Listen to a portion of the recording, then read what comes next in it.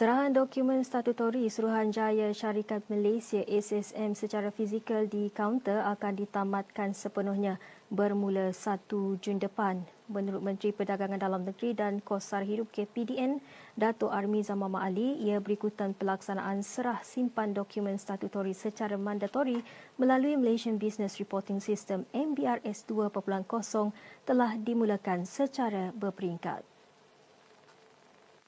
Apa dia teras kepada MBRS 2.0 ini adalah untuk kita melaksanakan sama ada dari segi pendaftaran awal ataupun pematuhan kepada tadbir urus entiti syarikat perniagaan ini melalui online secara atas talian berbanding secara fizikal sebelum ini. Jadi dengan adanya MBRS 2.0 ini, penyerahan dokumen-dokumen statutory yang mandatory itu boleh untuk dibuat melalui online, melalui platform digital yang ada melalui MBRS 2.0 ini.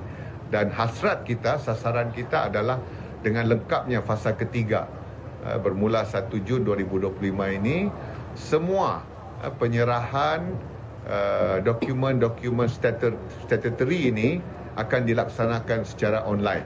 Maksudnya bermula 1 Jun 2025 tidak akan ada lagi serahan dokumen statutory ini secara fizikal di kaunter-kaunter SSM, di pejabat-pejabat SSM sama ada negeri maupun cawangan.